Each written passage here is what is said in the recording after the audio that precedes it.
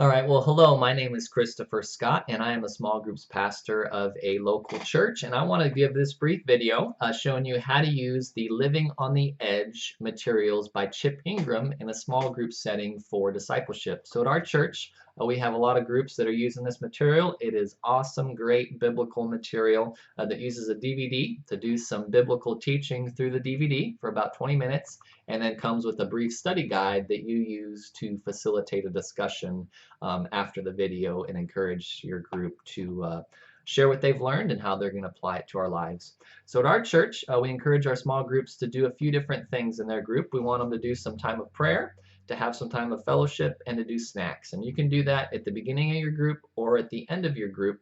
But there is one format that I like to encourage our small group leaders to stay consistent with, and it's pretty much four areas, I guess we could call the four areas. Number one, we like you to start with the unifying question, which basically means you start out before you watch the DVD. You start out by asking your group, what did they learn from the message over the weekend at church?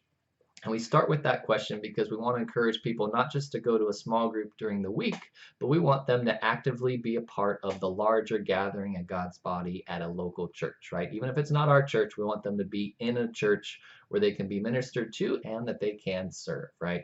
So start by asking them the unifying question. What did you learn? What did you take away? What stood out to you? What did you hear that you hadn't heard before?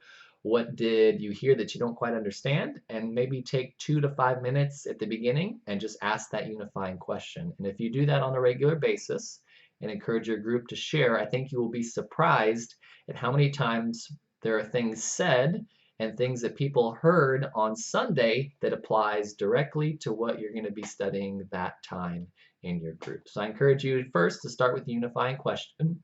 Then second, pop in the DVD and watch it. When you do these DVDs, always make sure you test out the DVD before showing it to the group, because a lot of times they will put the notes like down at the bottom of the screen, right? So it'll say point one is this, point two is this, and it'll be kind of towards the bottom of the screen. So if your TV isn't formatted correctly, if you've got it zoomed in, the notes will get pushed out to the bottom or things like that. So just test it out before everybody gets there. Pop it in there. A lot of times you can just adjust I think it's called the aspect or the zoom to your TV if it's not working right. So that's the second thing, is to watch the DVD. Third thing is to go through the questions. So the Living on the Edge materials, usually there's 5 to 7 questions at the end of each lesson, gives you plenty of time.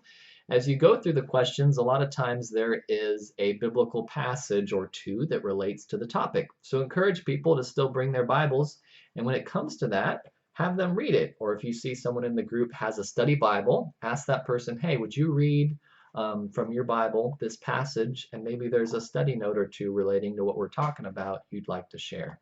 Because just because we're watching a DVD, we still want to encourage people to bring their Bibles and study God's Word together.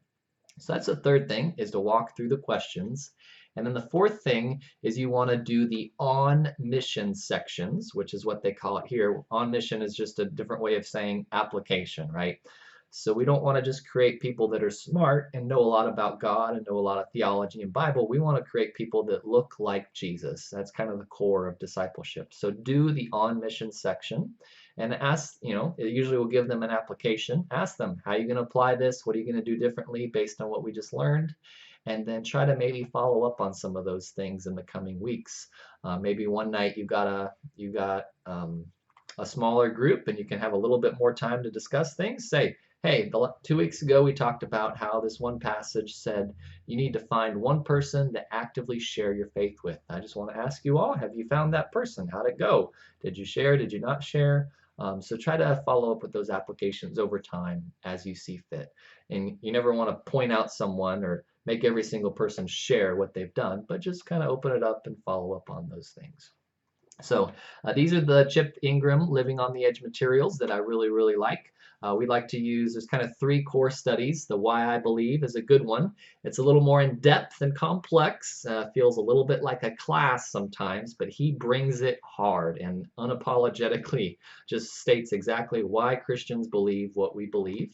And then another one we like to use is called The Real God, which is an 8-week study going through 7 attributes of God's character. So I like that one because it helps us know who God is. Now that we know what we believe, then we study who God is. And then the third one I like to recommend is true spirituality based on the 12th chapter of Romans, which goes over what does it mean to be a disciple and what does it mean to disciple others as Christians.